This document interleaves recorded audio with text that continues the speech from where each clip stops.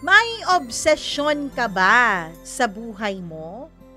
O may pagnanasa o kung anumang nararamdaman ng iyong damdamin na hindi mo kayang pigilan, hindi mo kayang awatin? Paano kung mas malakas ang tawag ng laman at kalamnan kesa sa tawag ng propesyon? Ating tunghayan ang isang kuwento na medyo mahaba pero alam ko naman na worth it sa inyong mga oras.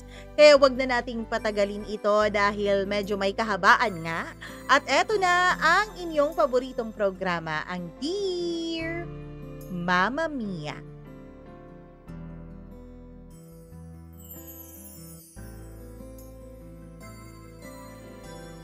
Ang kaya lang daw nating kontrolin dito sa mundo ay ang ating pagkatao at ang ating mga sarili. Pero paano kung maging ang sarili natin ay hindi na natin kaya pang kontrolin? Dear Mama Mia, itago na lang po ninyo ako sa pangalang Professor Adrian. 35 years old na ako. Nagtuturo ako ng Modern Philippine Literature sa isang prestigious university sa isa sa mga lugar dito sa Pilipinas. Maayos ang aking buhay. O mas tamang sabihin na maayos sa paningin ng nakararami. Nakatira ako sa isang maliit man ngunit komportabling kondo na malapit sa campus. Wala akong asawa, walang anak, at sa edad kong ito ay mas pinili ko na lang i-focus ang sarili ko sa aking pagtuturo. May mga babaeng dumaan sa buhay ko. Oo, may mga katrabaho, mga dating kaklase, minsan pa nga'y mga professional na kilala sa larangan ng sining at panitikan. Ngunit walang nagtagal sa kanilang lahat. Palaging merong kulang, palaging may pagitan. Parang lahat ng relasyon ko ay para lang sa kwento pero hindi sapat para maging isang buong libro. Hanggang sa dumating ang isang babaeng itago natin sa pangalang Alessandra. Unang araw ng semester, isa ako sa mga maagang dumating sa klase.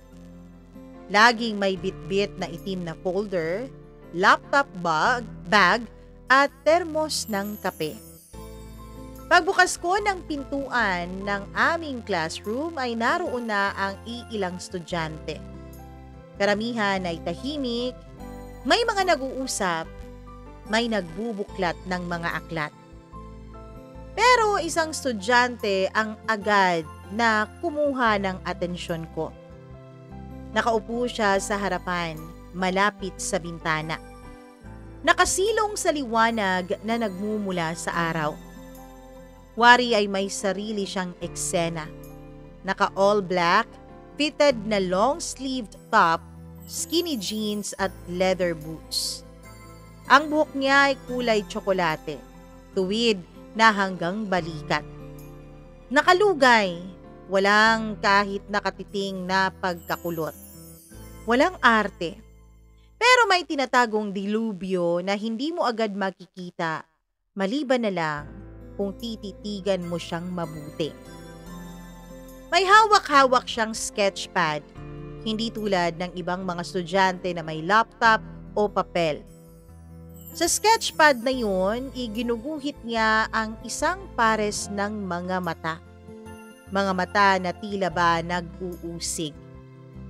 Nang madampian ng tingin ang sakin ay ngumiti siya. Pero hindi buong ngiti yun, Mama Mia.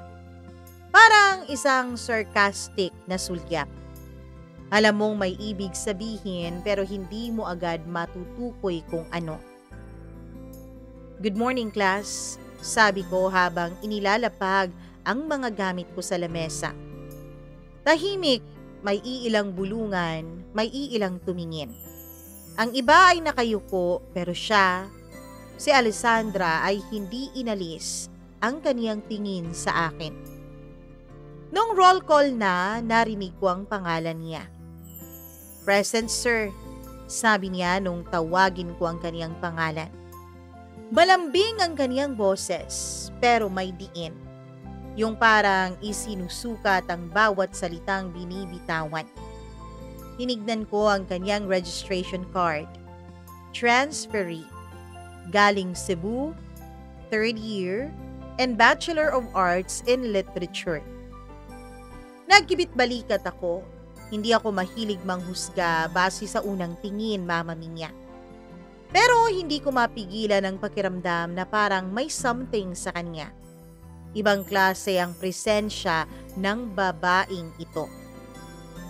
Sa mga sumunod na araw, napapansin ko na lagi siyang nauunang dumating sa klase. Lagi siyang nakaupo sa parehong upuan at sa bawat lecture, palagi siyang nakatitig lang sa akin. Hindi yung tipo ng tingin ng isang estudyanteng gustong-gustong matuto, kundi yung paningin ng isang tao na para bang may alam tungkol sa'yo na hindi mo alam kung papaano niya nalaman. Isang linggo pa lang ang lumilipas pero para bang unti-unti akong nadadala sa kakaibang lambing ng kaniyang presensya. Nagiging alerto ako kapag siya ay nandyan sa tabi-tabi. Nawawala ako sa focus.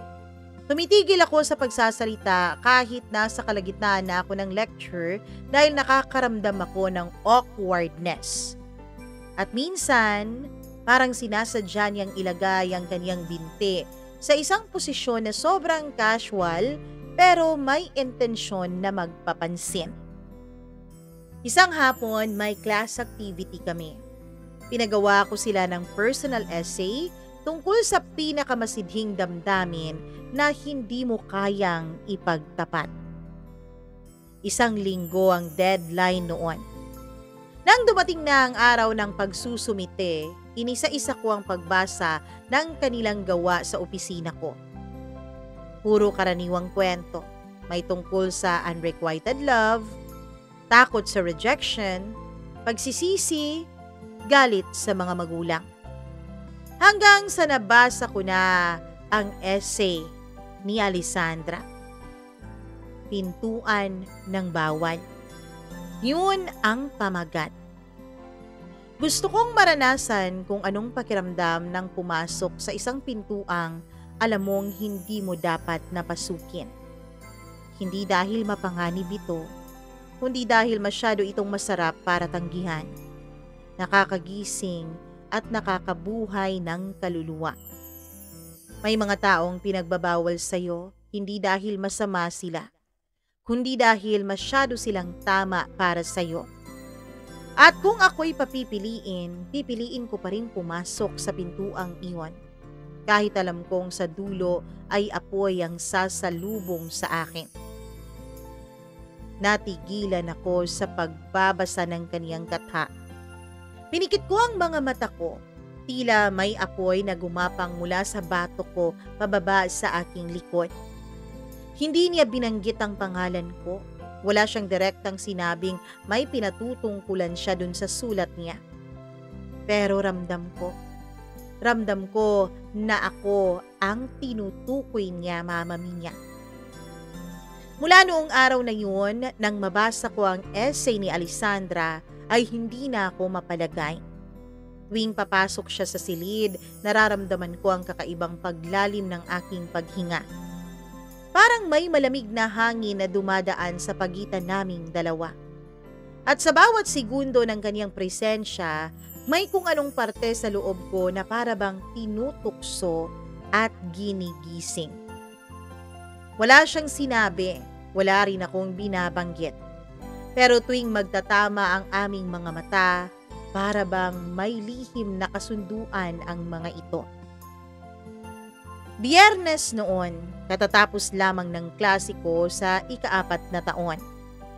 Habang inaayos ko ang aking laptop at lecture notes, ay lumapit siya sa mesa ko sa unang pagkakataon, Mama Mia. Tahimik pa rin ang buong silid, May ilan pang estudyanteng nananatili, nagkukukumpul-kumpul sa gilid. Nagkukwentuhan tungkol sa susunod nilang subject.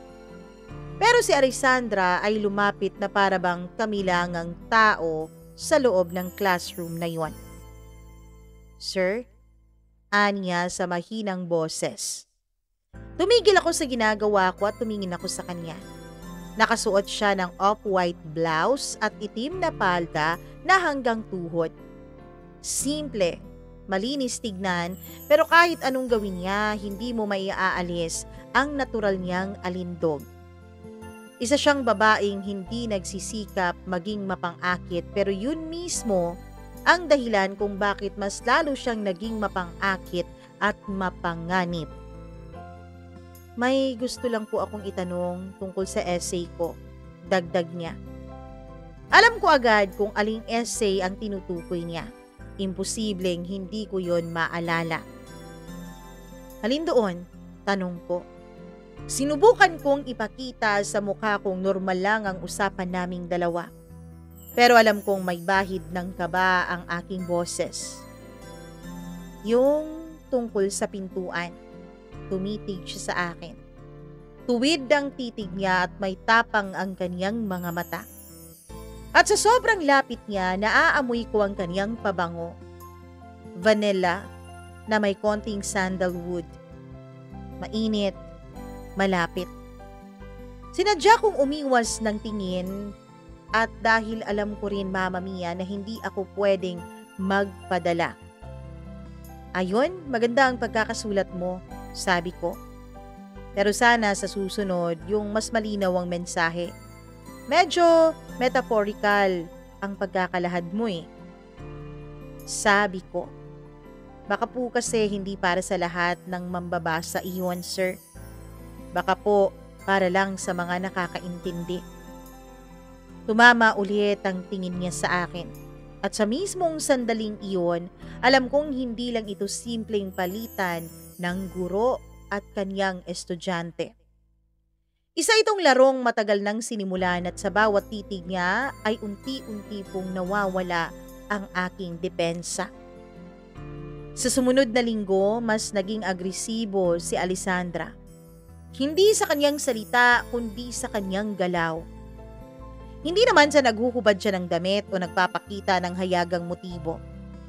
Mas mapanganib nga dahil may katahimikan, pero alam mo na may paparating sa'yo. Tuwing recitation, lagi siyang nauunang nagtataas ng kamay. Tuwing group activity, lagi siyang nauupo sa mismong harapan ko.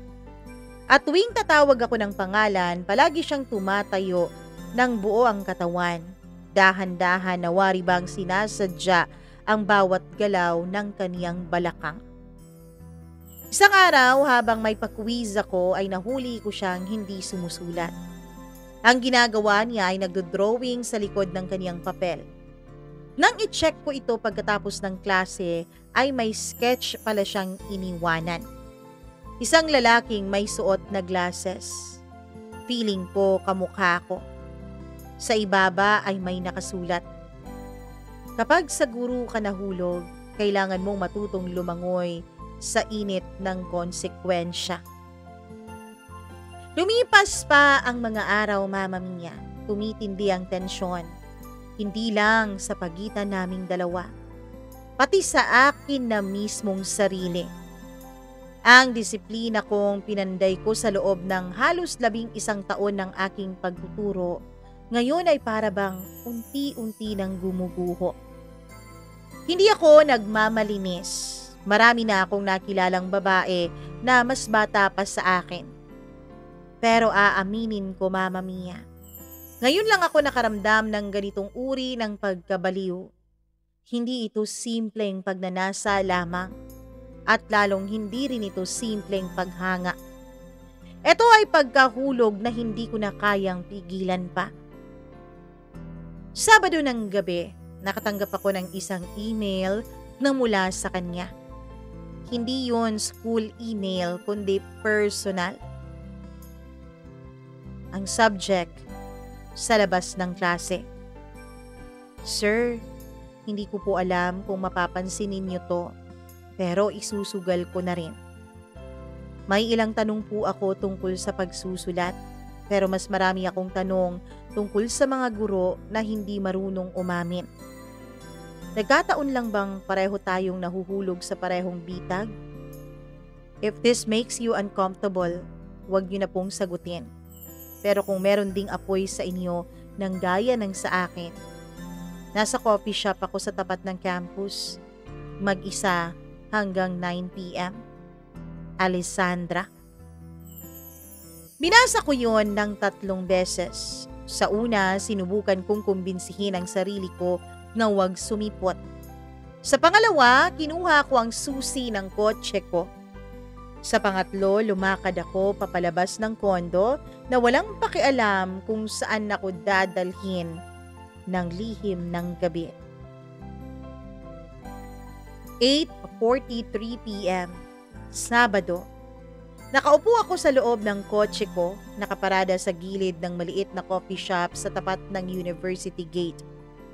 Wala pang 10 minuto bago mag 9:00 at hanggang ngayon ay hindi ko pa rin alam kung bakit ako naririto. Paulit-ulit kong binasa yung email niya. May bahagi sa akin ang gustong magpaliwanag. Magpaliwanag na hindi ako dapat naroroon.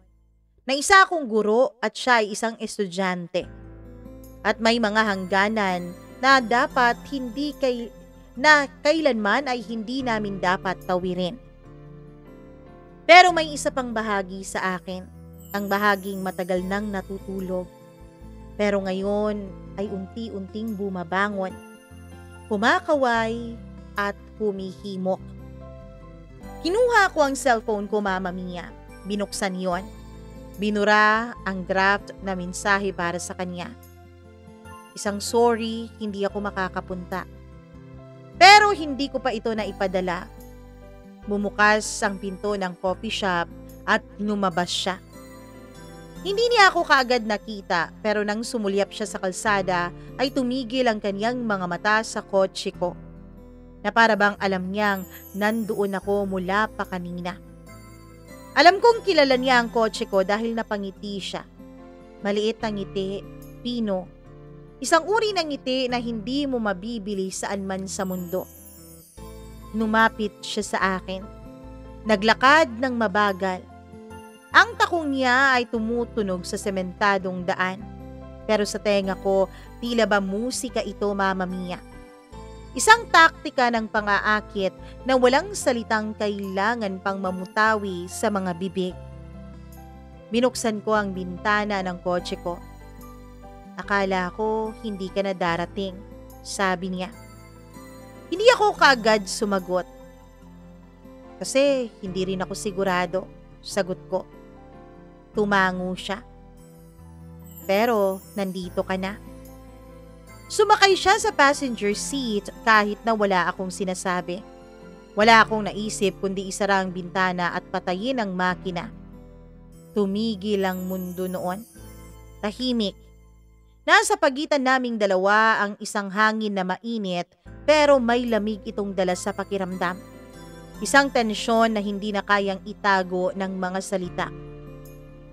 Tara? Tanong niya. Napakunot ang noo ko. Saan? Kahit saan. Gusto mo ba ng hangin? Masarap kapag ganitong oras. Tahimik. Walang makakakilala sa atin. Hindi ko na kailangang magdesisyon.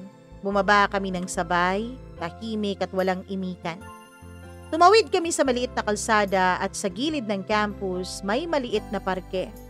Karaniwang tambayan ng mga magkasintahan lalo na tuwing gabi.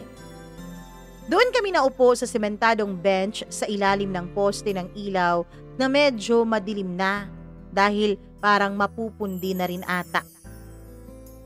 Hindi ka ba natatakot? Tanong ko sa kanya habang pinagmamasda ng gilid ng kaniyang muka. Sa'yo? Bumaling siya sa akin at ngumiti. Hindi. Hindi ito biro, Alessandra. Alam ko. Guro mo ako. Alam ko rin yon. At ikaw ay babaeng matagal nang nakatingin sa'yo, sir. putol niya sa dapat ay sasabihin ko.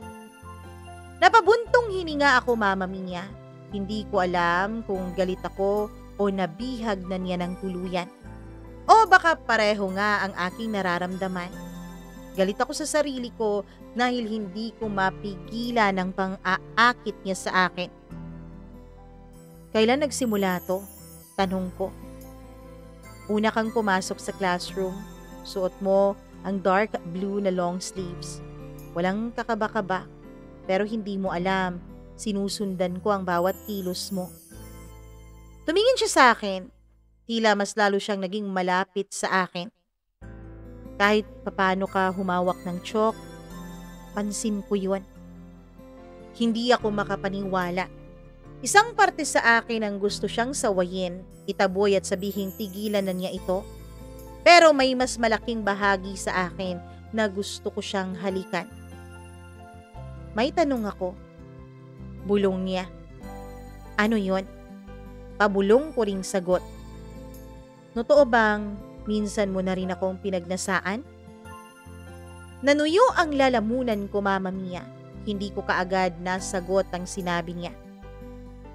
Hindi kita huhusgahan, sir. Dagdag niya. Gusto ko lang malaman kung pareho ba tayong nalulunod dito. Napapikit ako. Iniisip ko na sana panaginip lang ang lahat ng ito. Ngunit pagdilat ko, Mama Mia, ay naroon pa rin siya. Mas lalong malapit sa akin at hindi umaatras. At sa dahan-dahang kilos ng kaniyang kamay ay marahan itong pumatong sa ibabaw ng kamay ko. Mainit, banayad, walang puwersa pero punong-puno ng tensyon. Hindi kita pwedeng mahalin. Sabi ko na halos mahinang-mahinang bulong na. Ngumiti siya. Hindi ko naman sinabing mahalin mo ko eh. Minsan, Mama Mia, hindi halik ang unang kasalanan. Minsan, ang pagtanggap ng kamay ng tukso, yun ang pagsisimula ng pagbagsak mo. Hinayaan kong manatili ang kaniyang kamay sa ibabaw ng sakin. At sa ilalim ng malamlam na poste o ilaw ng poste, sa gitna ng katahimikan ng gabi, isang guro at kaniyang estudyante ang sabay na bumagsak sa isang alon ng damdaming matagal nang pinaglalabanan. Bago kami maghiwalay sa gabing iyon ay walang nangyaring masama. Wala pang halik, walang haplos sa balat maliban sa kamay na magkahawak. Pero ang totoo, Mama Mia, kahit walang halik na namagitan sa aming dalawa ay ramdam kong tila mas mapanganib yata yun. Kasi sa oras na magpatalo ka sa intensyon, mas madali nang bumigay sa susunod. Pagka-uwi ko, hindi ako kaagad na nakatulog. Muli kong binuksan ang inbox ko. Walang bagong mensahe mula sa kanya.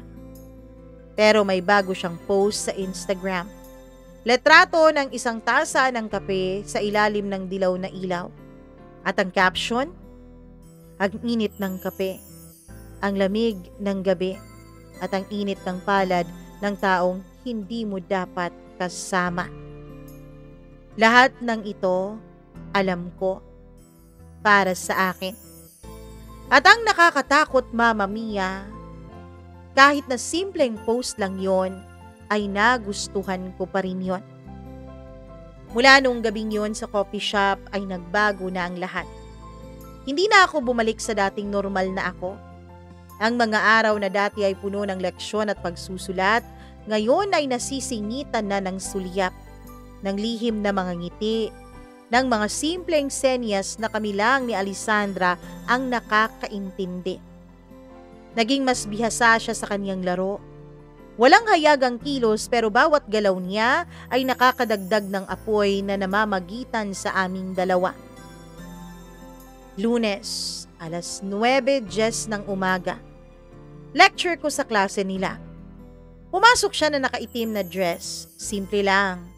Pero ang hiwa sa likod ay sapat para mapansin mo kung papaano umaalo ng kaniyang katawan habang siya ay naglalakad. Naupo siya sa harapan, gaya ng kaniyang nakasanayan. Kumindat siya sa akin bago naglabas ng kaniyang ballpen. "Good morning, class." Bati ko sabay kunwari ay hindi siya nakita. Pero ang totoo, sa mga panahon na yun, Mama Mia, siya lang ang tanging nakikita ko. Habang tinatalakay ko ang mga himagsik sa panitikang Pilipino, ibang himagsik naman ang nangyayari sa loob ko. Sa bawat pagtaas ng kaniyang kilay kapag nagtatanong ako, sa bawat pagdila niya sa kaniyang labi habang nagsusulat, para bang siya ay isang revolusyon na unti-unting binabasag ang aking pagkatao. Martes, may pasok siya buong araw pero nagpadala siya ng mensahe sa akin. "Sir, gusto ko lang sabihin sa iyo na ikaw ang paborito kong tula. Hindi ko pa nga nababasa ng buo pero parang ayoko nang matapos agad. Hindi ko alam kung paano sasabihin pero ang totoo, Mama Mia, gusto kong sabihin sa kanya na at ikaw naman ang paborito kong kasalanan." Miyerkules, nagpatawag ako ng one-on-one consultations para sa final paper. Nakaschedule siya ng 3 p.m. Dumating siya 2:55 p.m. Laging maaga. Pumasok siya sa opisina ko, suot niya ay blouse na medyo manipis at pencil skirt na nakapit sa kanyang bewang. Bawat galaw niya ay parang sinasadya para mahulog ang ballpen, para yumuko siya, para iparamdam na hindi lang papel ang nakalatag sa pagitan naming dalawa, kundi may kakaibang damdamin na ng pagnanasa. "Sir, Anya, may gusto po akong itanong, pero baka hindi ito tungkol sa paper natin." Tumingin ako sa kanya. "Ano yon?" "Kapag ba may mali kang gustong ituloy, dahil kahit alam mong mali ay alam mo namang masarap, pero mali nga lang talaga, ipipilit mo pa rin ba?" Hindi ako kaagad sumagot. "Depende," sagot ko sa huli. "Depende kung gaano kalalim ang gusto." Nagtagpo ang aming mga mata. Lumapit siya sa akin. Sakto at sapat para amuyin ko naman ang pabango niya na ngayon ko lang naintindihan kung bakit lagi kong naaamoy. Kasi sinasadya niya ngang maamoy ko. "Gaano ba kalalim ang gusto mo, sir?" tanong niya. Marahan at mapang-akit ang tanong na yon. Hindi ko siya sinagot pero sa loob ko sumisigaw na ang kalamnan ko. Gusto ko na siyang siilin ng halik. Gusto kong isara ang pinto. Gusto ko siyang angkinin sa mismong mesa kung saan ako nagtuturo ng moralidad, disiplina at intelektual na katwiran. Pero ang ginawa ko lang ay ngumiti at pilit pa rin pinipigilan ang aking sarili. "Mas maganda kung tungkol na lang sa papel ang itanong mo," sagot ko. Tumango siya. Pero bago siya tumalikod ay may binulong siya sa akin. "Mas masarap po minsang sumugal kesa sa magsisi at magtanong sa huli. Kasi ang pagsisisi, hindi yan laging dumadating. Pero ang sarap kapag dumating, sandali lang yan. Baka makawala pa nang hindi mo natitikman." Pagkatapos noon ay umalis siya. Iniwanan niya ako na parang bata sa gitna ng unos ng sarili kong damdamin. Huwebes, wala kaming klase pero buong araw kong iniisip ang mga mata at titig niya. Tumambay ako sa library, kunwari ay nagre-research pero ang totoo, inaabangan ko lang na darating siya. 4:23 p.m. nang tignan ko ang relo ko nung pumasok siya sa loob ng library. Hindi niya agad ako nakita. Umupo siya sa pinakadulong mesa. Nagbasa ng libro. Maya-maya pa ay tumayo at pumunta sa aisle ng poetry section. Sumunod ako. Walang ibang tao sa row na yun. Tila sinadya ng kapalaran na ipwesto kami sa lugar kung saan walang makakakita sa aming dalawa. Naramdaman ko ang likod niyang nakaharap sa akin. Nakataas ang kamay. Kinukuha ang isang aklat sa pinakamataas na istante. Nang kunwaring hindi niya maabot yun ay bigla siyang napaatras at tumama ang kanyang likod sa aking dibdib. Nagulat siya, kunwari kahit alam kong pansin na niya ako. Ay, sorry sir. Pero hindi naman siya lumayo. Hindi rin ako lumayo.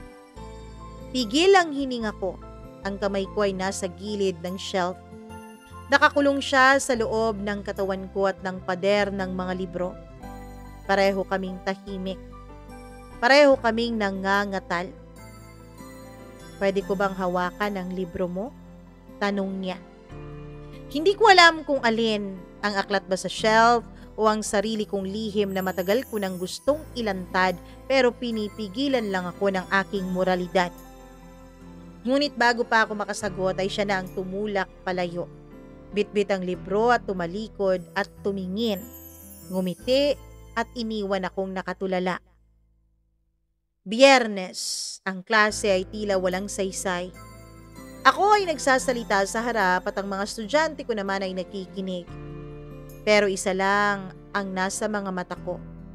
Siya lang. At siya, humingiti sa akin. At para bang sinasabi niya sa akin na hindi siya natutulog. Dahil ako lagi ang imaheng pumapasok sa kanyang isipan. Sa mga sumunod na linggo ay mas lalong lumalim ang aming ugnayan. Wala pang halikan, wala pang salita, pero ramdam ko ang tensyon sa pagitan naming dalawa. At sa bawat araw na lumilipas, lalo kong naiintindihan. Wala na akong ligtas. Dahil wala nang ligtas na daan pabalik sa sarili kong katinuan. Ang opisina ko sa ikalawang palapag ng gusali ng humanities ay palaging sarado tuwing hapon. Maliban na lang kung may schedule ako na one-on-one consultation. Isa itong maliit na kwarto, may lumang mesa, 2 upuan, isang bookshelf at bintanang tanawang campus. Isang hapon na habang binubuklat ko ang mga final submission ng klase ay may kumatok. Hindi ko inaasahan ang bisita. Wala kasi akong appointment sa araw na yon, pero nang bumukas ang pinto ay nandun siya. Si Alessandra. Nakatayo. May hawak na folder. Nakasuot ng simple pero napakapulidong puting blouse na bahagyang humahapit sa kanyang dibdib. At itim na palda na may slit sa gilid. May kulang po ata sa submission ko, sir, Anya. Ipinakita niya ang folder pero alam ko kaagad na walang kulang doon dahil nakita ko na ang paper niya. Pasok, sagot ko. Pumasok siya at dahan-dahang isinara ang pinto. Umupo sa harap ko, inilapag ang folder. Tahimik ang paligid maliban na lamang sa marahang tunog ng electric fan sa sulok ng kwartong iwan. Sa labas ay may tila katahimikang naging saksi sa napakamapanganib na sandaling iyon. Gusto ko lang pong linawin yung grade ko sa essay, sabi niya, habang binubuklat ang papel. Baka po kasi kulang pa yun sa impact eh. Tumingin ako sa kanyang mga mata. Impact? Bulong ko. Tumango siya. Yung lalim, yung tama.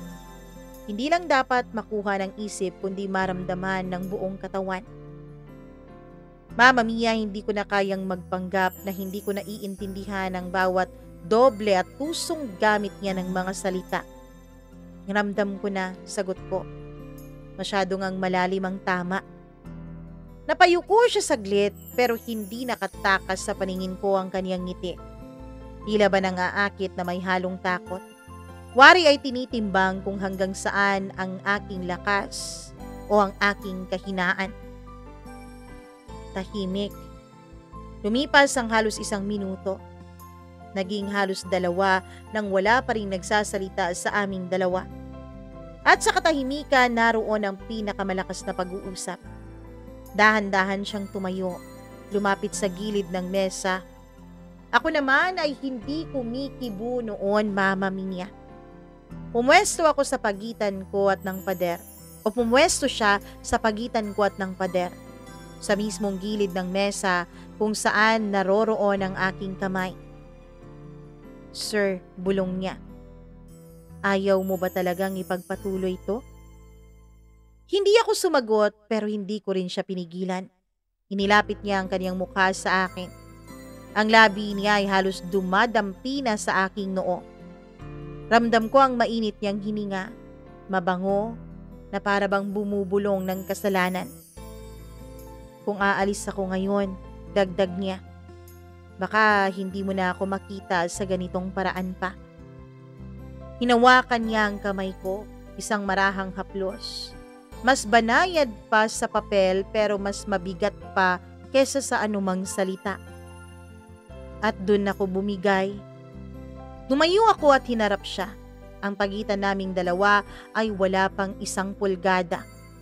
At sa loob ng silid na ginawa para sa edukasyon, isang silid na naging tahanan ng kaalaman, ng prinsipyo at ng respeto, ay doon rin tuluyang nawasak ang mga batas ng moralidad. Hindi kami nagmadali. Walang agawan at walang kasakiman. Dahan-dahan.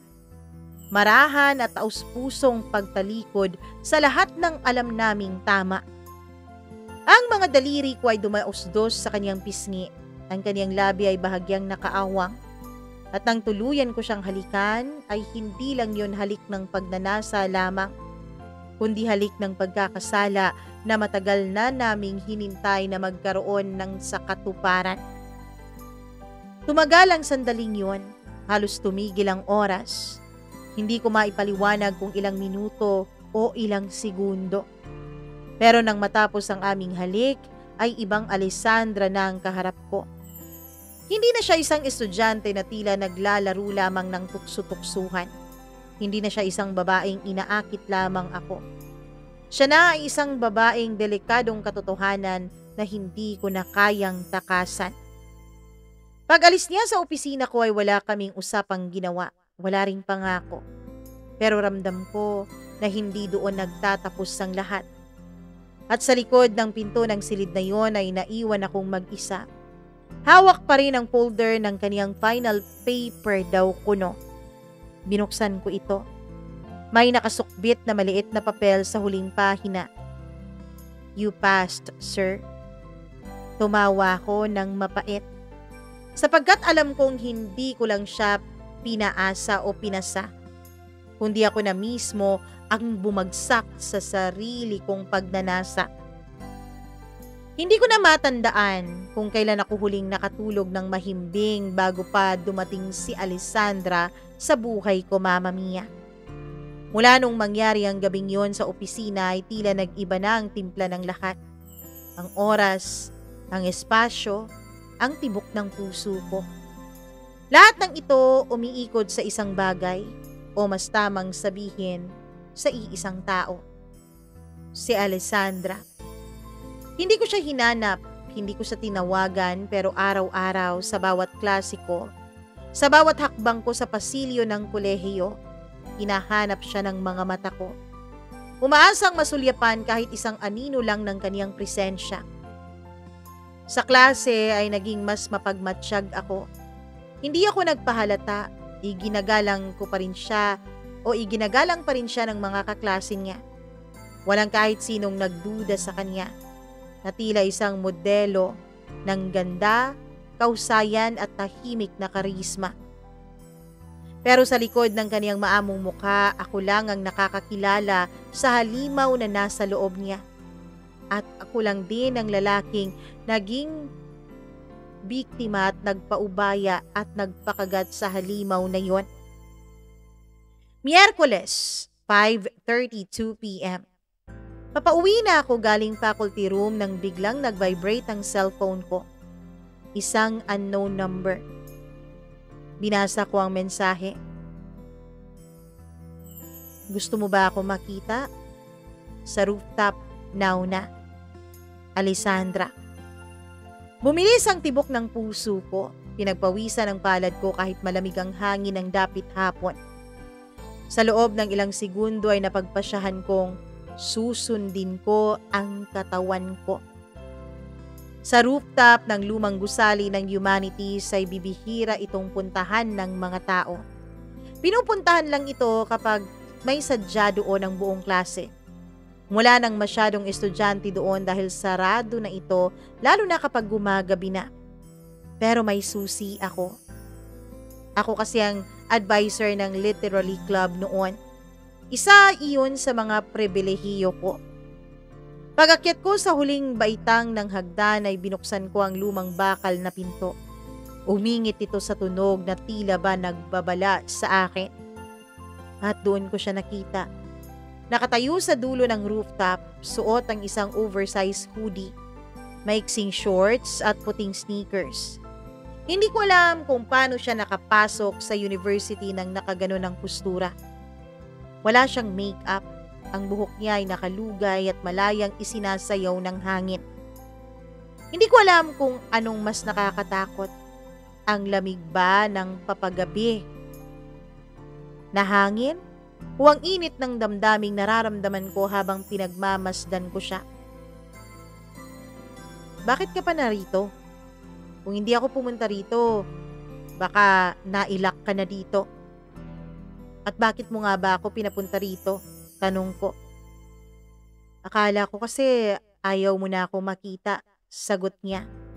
Hindi man lang lumilingon sa akin. Hindi ko sinabi yun ha.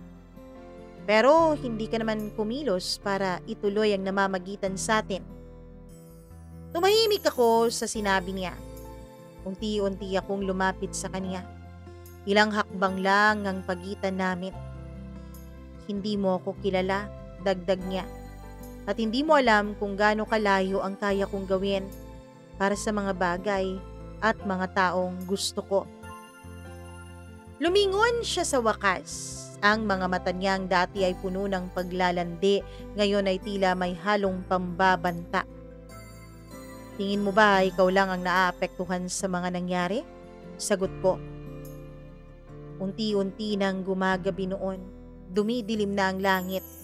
At tila ba mas lalong bumibigat ang paligid. Sir, sabi niya, sa totoo lang, may pakiramdam akong hindi mo na kaya na ako ay bitawan. At doon ko unang naramdaman ang takot, hindi lang dahil sa ginawa naming bawal, kundi dahil sa taong pinasok ko.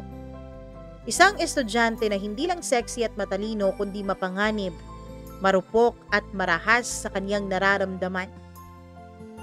Anong ibig mong sabihin? Tanong ko. Lumapit siya. Hawak niya ang aking kamay, isiniksik niya sa sarili niyang dibdib. At sa lamig ng hangin ng gabi, naramdaman ko ang mainit niyang katawan. Na kung mawala ka, bulong niya. Baka may mawala rin sa iba. Tumingin ako sa kanya, doon ko nakita ang luhang pilit niyang pinipigil. Pero bago ko pa masabi ang kahit na anong salita, ay hinila na niya ako papalapit. Hinalikan niya ako, hindi na tulad ng dati. Hindi yung halik na tikim lang, kundi isang halik na tila ba nagbabanta ng pagmamay-ari. Hindi ako nakapiglas. At kahit gusto kong itigil yon, ang katawan ko ay naging alipin na ng nagiinit na damdaming iyon. Maya-maya pa ay nagring ang cellphone ko.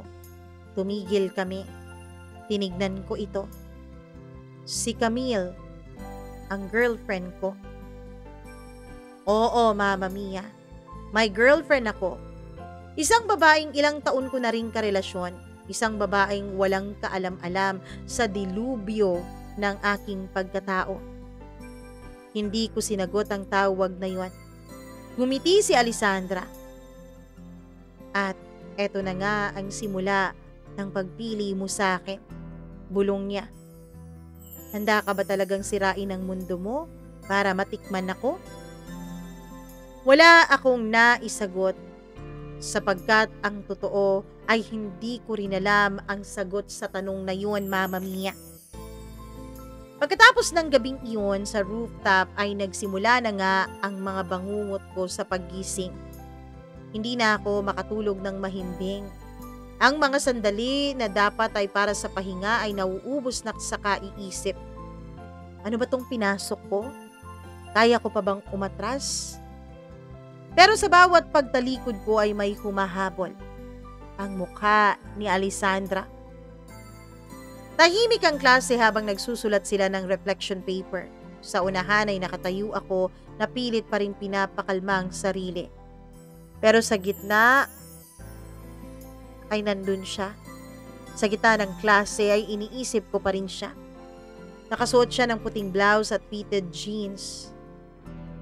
Sapat iyon para paikutin muli ang aking imahinasyon sa mga gabi ng aming lihim. Sir, nagulat ako sa bulong mula sa likod. Paglingon ko ay siya. Tumayo na siya habang ang lahat ay abala pa sa pagsusulat. May gusto sana akong sabihin, pero sa labas. Hindi ko dapat payagan yon, pero tumango ako at sumunod sa paglabas niya. Tahimik doon, sa likod ng gusali ng humanities. Tanging mga dahong hinihipa ng hangin ang maririnig. Tila ba kinatatakutan ng mga estudyante ang parting iyon ng campus? O baka kami lang talaga ang may dahilan para tumambay dito? Humarap siya sa akin. Diretso ang kaniyang tingin. Hindi mo na ako kinakausap, sabi niya. Alessandra, pinipilit ko pa rin gawin ang tama. Tama? Hindi naman to mali para sa akin. Ikaw lang naman ang nagsasabing mali ito. Umiling ako. Estudyante ka. May nobya ako. May trabaho akong pwedeng mawala. Huwag mo akong gawing dahilan sa kahinaan mo, sabat niya. Bigla siyang lumapit sa akin, dinikit ang katawan niya sa dibdib ko. Inangat ang mukha niya at bumulong. Pero kahit gaano mo ako iwasan, alam kong hahanap-hanapin mo pa rin ako gabi-gabi, hindi ba? Napatitig ako sa mga mata niyang tila apoy sa lamig ng paligid. Nakakaakit pero at the same time ay nakakatakot. Gusto mo ba talagang tapusin to? Tanong niya. Tumango ako.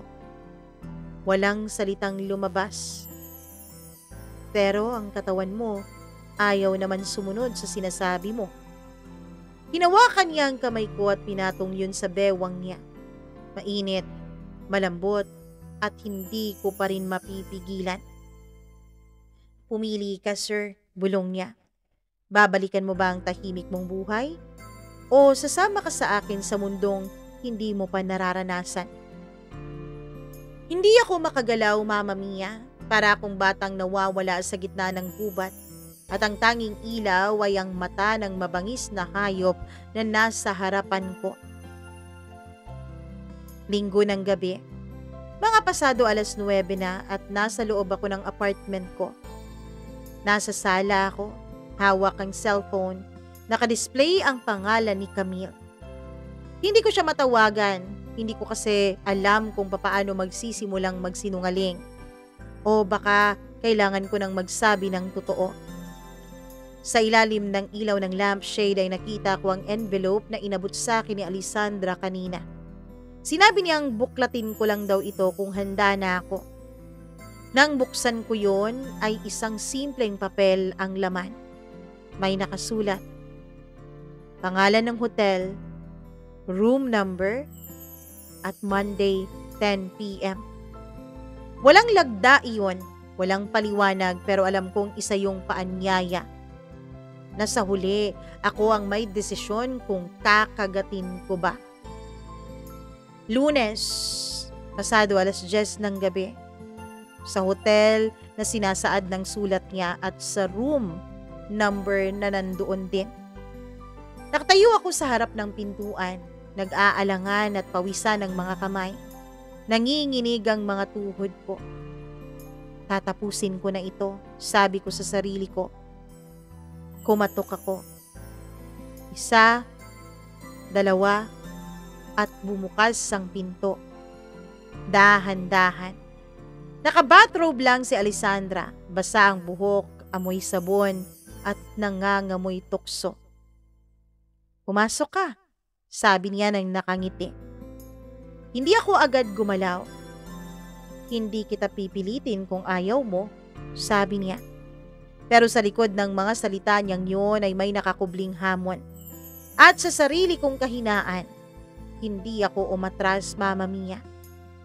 Sa loob ng silid, malamlam ang ilaw. May tumutugtog pang jazz music mula sa maliit niyang speaker na dala. May bote ng red wine sa lamesa at may 2 baso. Gusto mo? Tanong niya habang inaabot ang alak. Umiling ako. Sige. Nilagok niya ang laman ng baso niya.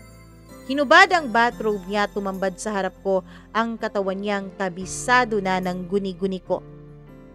Tumalikod siya at laglakad patungo sa kama. Hindi niya kailangang magsalita. Buo na ang desisyon na yun. At doon, sa silid na yun, sa gabing iyon, sa kamang iyon, ay pinili kong paulit-ulit na bumagsak. Hindi ko alam kung kailan ko siya sinimulang halikan, kung paano ako nakahiga sa tabi niya, kung anong parte ng moralidad ko ang nawala. Ang alam ko lang, sa bawat halik niya, bawat haplos at bawat ungol na pinipigilan, wala na akong ibang mundong alam, kundi siya lang. At pagkatapos ng gabing yun, hindi ko na siya kayang bitawan, kahit kailan at kahit saan. Kinabukasan ay nagising ako sa kama ng hotel na hindi ko pag-aari. Katabi ko ang katawan ng estudyanteng dati ako ang may kontrol, pero ngayon, ako na ang bilanggo niya. Nahimik si Alessandra habang natutulog. Pero ang katawan niya kahit hindi gumagalaw ay para bang may sariling panunukso. Dahan-dahan akong bumangon. Nagbihis at tinapunan siya ng isang huling tingin. Walang halik at walang paalam. Pero alam ko, ramdam ko, na hindi pa ito ang katapusan.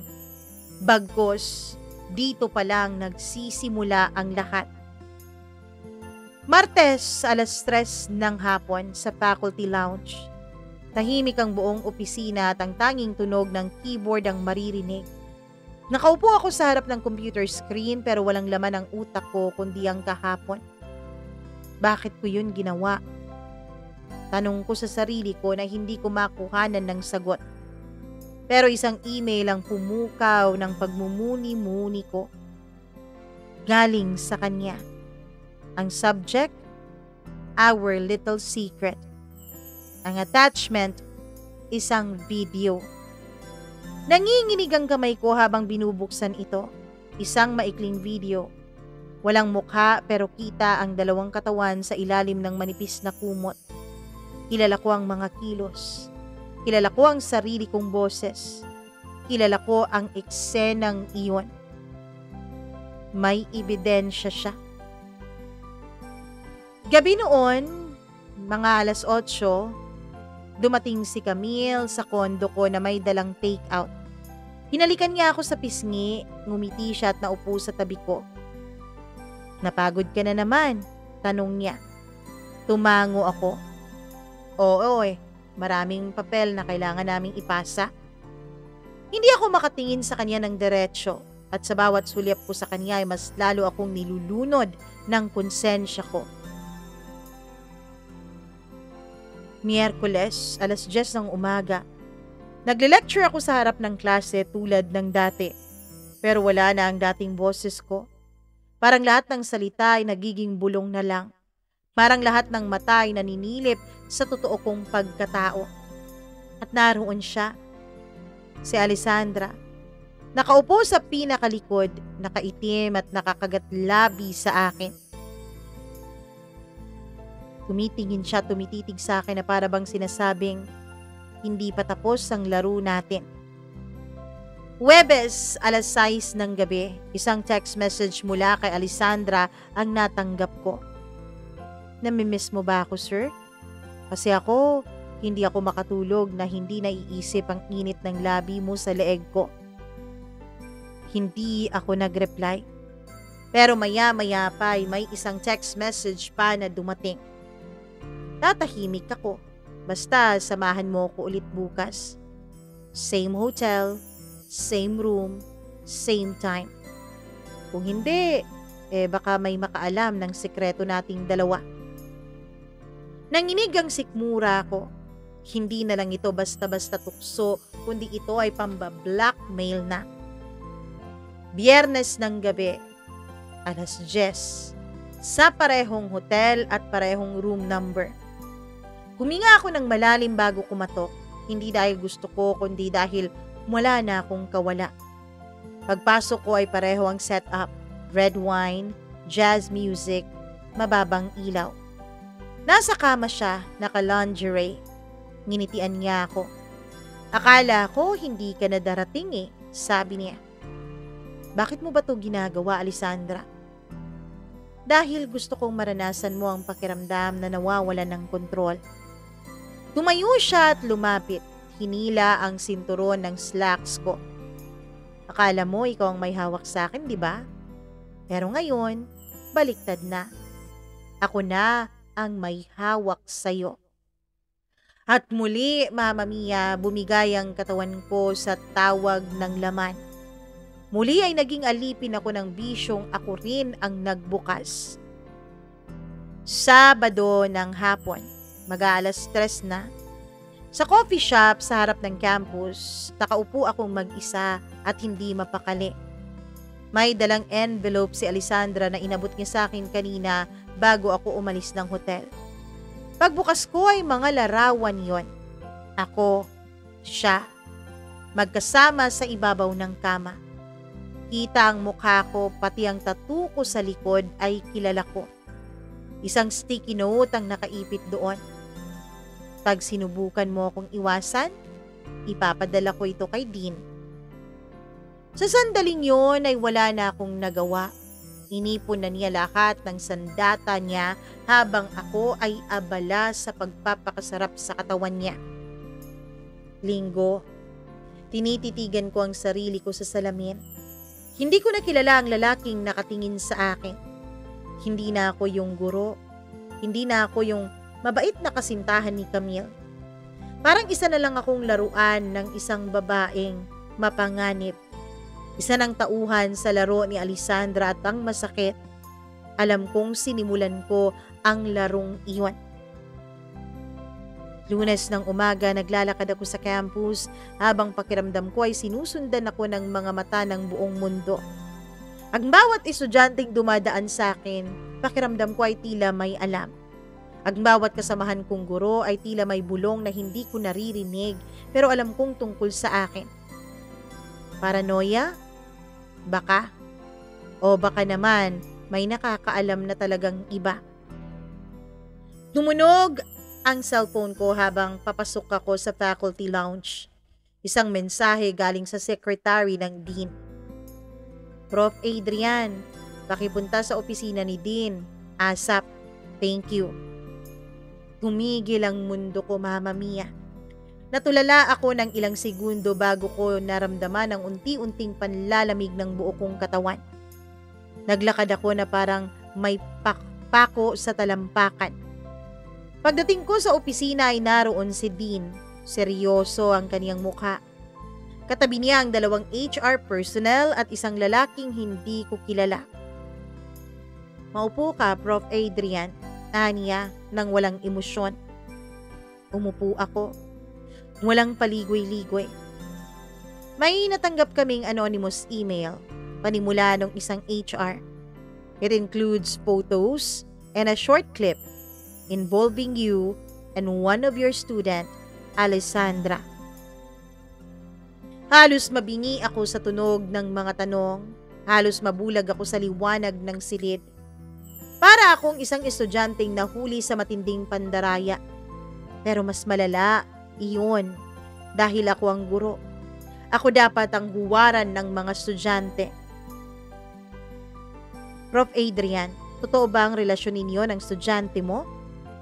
Hindi ako sumagot. Hindi dahil wala akong sagot, kundi dahil kahit ano pang sabihin ko, alam kong pananagutan ko ito. Pagkatapos ng halos 2 oras na investigasyon ay inabot sa akin ng isang papel. May tatak, may seal ng school at may perma. You are hereby placed under preventive suspension pending further investigation. Wala akong nasabi. Inilagay ko sa folder ang papel, tumayo at tahimik na lumabas. Pagka-uwi ko ay naroon ang nobya kong si Camille. Nakangiti pa siya nang buksan niya ang pinto pero nang makita niya ang mukha ko ay nagbago ang lahat.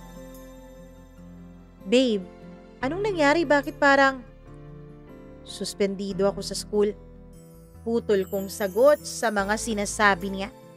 Napatda siya. Ano? Bakit? Hindi ko masabi sa kanya ang rason, pero hindi niya ako tinantanan. At sa dulo ng lahat ng tanong ay tumulo ang luha niya at binigkas ang mga salitang hindi ko inaakalang maririnig ko mula sa kanya. Si Alessandra ba? Umupo siya sa gilid ng kama habang ako'y nakayuko tulad ng isang batang napagalitan. Nilabas ko ang envelope, pinakita ako sa kanya ang larawan, ang video, ang lahat. Tahimik siya pero ramdam ko ang panginginig ng katawan niya. Ilang sandali pa ay nagtanong siya. Gaano na katagal? Malamig ang boses ng kaniyang pagtatanong. Simula nung midterms. Napapikit siya, umiiyak. Alam mo ba kung anong pinagsamahan natin ha, Adrian? Alam mo ba kung anong mga pinagdaanan natin? Alam ko.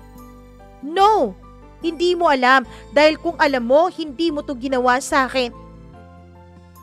At sa gabing yun ay nilisan ako ni Camille. Bit-bit ang maleta at lahat ng gamit niya sa kondo ko. Bit-bit din pati ang dignidad niya. Mama Mia, wala na akong trabaho. Kaya naman pumunta ako sa isang bar. Lasang-lasa ko ang pait ng alak. Hindi ito katulad ng lasa ng alak noong kasama ko si Alessandra. Noon ay may apoy pero ngayon puro na lang abo. Bigla akong nilapitan ng isang babae. Hindi ko na maalala ang mukha niya. Nakipag-usap, nakipaglandian at hinalikan ako sa labi. Pero hindi ako gumanti. Dahil kahit lasing ako, kahit sugatan ako, alam ko na ang halaga ng isang malaking pagkakamali. Biyernes, nakatanggap ako ng text message mula kay Alessandra. I'm sorry. Hindi ko inakalang ganito kalala ang mangyayari. Gusto ko lang naman sanang maramdaman mong mahalaga ako. Pero kung kailangan kong umalis para matahimik ka, gagawin ko. Hindi ako nag-reply sa message niyang iwan. Sa unang pagkakataon, wala na akong gustong sabihin sa kanya. Nasa loob ako ng kwarto ko. Tinititigan ko ang sarili ko. Wala akong uniforme, wala na akong titulo at wala na rin si Camille. Wala na rin ang babaeng sumira sa akin. Ang naiwan lang ay ako at ang sarili kong anino. Sa bawat araw na lumilipas, marang lumulubog ako sa kumunoy ng konsensya at kahihiyan. Minsan mapapaisip ako kung paano ko piniling tahakin ang landas na ito. Isang landas na mali mula pa sa simula ngunit tinatahak ko ng may buong kamalayan at tinayaan ko ang sarili kong lamunin ako ng tukso. Nagbiyahe ako pa uwi ng probinsya. Wala na akong muka sa Maynila. Bitbit ko ang isang backpack at mabigat na puso. Umuwi ako sa bahay ng ina ko sa Batangas. Pagdating ko sa bahay ay sinalubong ako ni inay. Tinitigan niya lang ako. Hindi na siya nagtanong na para bang alam na niya. Ang mga nanay ay sadyang may kutob talaga sila. Gutom ka? Tanong niya lang ng payapa. Tumango ako. Hindi kami nag-usap ng tungkol sa nangyari pero sa bawat pagsandok niya ng sinigang sa aking pinggan, ramdam kong bumubuhos ang kaniyang pangunawa sa akin. Martes, naglakad-lakad ako sa likod ng bahay, sa maliit naming hardin. Tahimik at walang ingay pero sa loob-loob ko ay may bumubulong. Mga alaala ni Alessandra, mga ungol niya, mga halik at mga tingin niyang mapanukso. Adrian, gusto mo ba talaga ako o gusto mo lang ang pakiramdam ng hinahabol ka? Isang tanong yun na minsan niyang binitawan habang magkayakap kaming maghubad sa kama. Noong mga panahon yun ay sinagot ko lang siya ng isang halik. Ngayon gusto ko nang sagutin yun ng totoo. Hindi kita minahal. Pero minahal ko ang ideya na may babaeng nagkakandara pa sa akin. Masakit, lalo na sa sarili ko. Umupo ako sa lumang lamesa at sinimulan kong sulatan si Alessandra. Hindi sa email, hindi sa chat. Sa papel, sa tunay na sulat. Alessandra, kung makakarating man ito sa'yo at kung mababasa mo man ito, gusto ko lang malaman mong hindi kita sinisisi. Oo, pinilit mong akitin ako. Oo, ginusto mong mas higit pa sa guro at estudyante ang turingan nating dalawa. Pero hindi mo ako sinakal. Ako ang kusang pumayag. Ako ang kusang nagpabihag. Mali ako. Masigit sa pagkakasala sa paaralan ay ang pagkakasala ko sa sarili kong dangal. Ginamit ko ang kapangyarihan ko. Nagpakalunod ako sa pansamantalang aliw at sa huli wala akong naisalba kundi ang sarili kong pagkawasak. Hindi mo kailangang umalis. Ako ang dapat na lumayo. Ako ang dapat na magtago. At kung balang araw magkita man tayo ulit, sana may tapang akong humarap sa'yo nang walang pagkukunwari. Adrian. Inilagay ko ang sulat sa sobre at tinago. Hindi ko pa kayang ipadala yon. Hindi pa sa ngayon. Mama Mia, ang ginawa ko ay nag-compose ako ng isang email at sinend ko yun sa HR, sa dean at sa kanyang sekretarya. Humihingi ako ng tawad at nag-resign ako sa trabaho ko.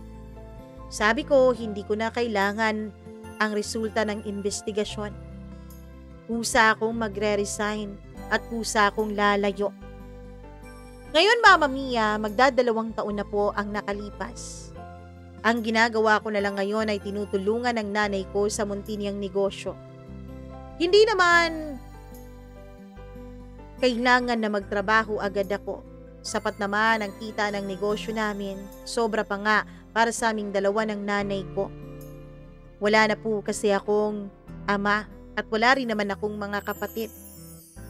Mama Mia, nung nandun ako sa amin at kasama ko ang nanay ko, paulit-ulit kong tinatanong ang sarili ko kung bakit ko nagawa iyon. Bakit ako nagpatalo sa tukso?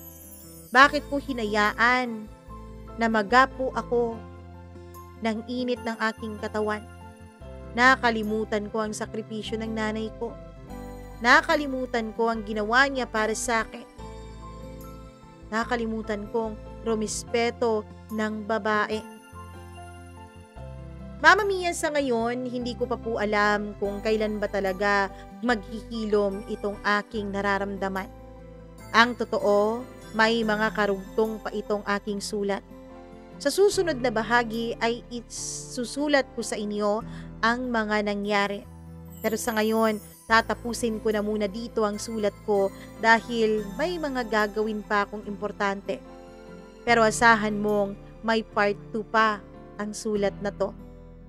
Hanggang dito na lamang, lubos na gumagalang, Adrian.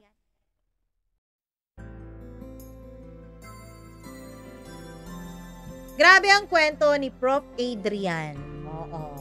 Basta talaga ang tao nagpadala sa bitag ng tukso, ay nako, 99% of the time, meron talagang hindi magandang mangyayari at hindi magandang magiging bunga nito. At nawa ay maging leksyon ang kwentong ito ni Sir Adrian hindi lamang sa mga professor, kundi maging sa mga karaniwang tao na huwag tayong magpagapi o magpaakit o magpadala sa tukso. Dahil masarap lang talaga yan sa umpisa. Nakakabaliw, para kang nasa alapaap. Pero ang kapalit naman nito ay walang kasing sakit na pagkawasak ng iyong buong pagkatao. Grabe, napakamatalihaga ng sinabi ko . Anyways, maraming salamat sa inyong pakikinig at sa inyong pagsubaybay nitong kwento ni Sir Adrian na sabi niya, meron raw itong part 2. Naku naman, grabe naman ito. So sa susunod ay isi-share ko sa inyo ang part 2 dahil may sinend na siya sa akin. Matagal na kasi niya itong sinend . So, isi-share ko ang part 2 pero hindi pa siguro sa ngayon. Baka bukas makalawa. Charot, abangan niyo na lang. Anyways, maraming salamat sa inyong pakikinig dito sa atin. At sa mga nakasuporta sa atin, please do like and share this video at huwag kalimutan na dapat subscriber ka na, maawa ka.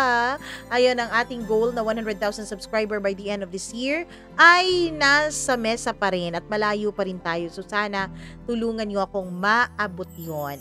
At bago tayo umalis, nais ko munang mag-thank you sa ating mga suki at mga members. Hello ako sa ating pinakabagong member, syempre, na si Maria Elena Abe. Maraming salamat. Hi din kay Maureen Tungab. Hello, Tugab pala. Hi din kay Angeline Puaso, kay Gimaras Girl, Easy Gale, Mila Raduban at Freaky. Maraming thank you sa inyong lahat. At syempre, sa atin pong mga tagapakinig, ayan, dito tayo. Para ayan, Marilyn Malakubura, maraming salamat. Daisy Pakdag, hello sa'yo. Sally Buma, maraming salamat din. Marlene Vargas, kay Prix Magno, kay Dins Lumigid, Aylon, hello kay, sino ba to? Kay Janice Villar, hi din ako kay Margie Flores, Zaida Vidal, Jaime Duran, maraming salamat. Ma'am Judith McGovern and to her husband, thank you very much. Hi din ako kay Alma Monte Castro, maraming thank you. Kona or Icona, maraming salamat sa iyo. Julian Ramilo, Gail Easy, Judy Lipio, maraming salamat. Shumi 9688, Angelita Villafuerte, RD Edria at sa lahat ng ating mga tagapakinig. Kung meron po kayong sariling kwento na nais nyong ibahagi dito sa ating channel, ay huwag mag-atubiling mag-send sa atin. Email lamang po kayo mamamiacdo0317@gmail.com. Ayan yung email address natin sa baba.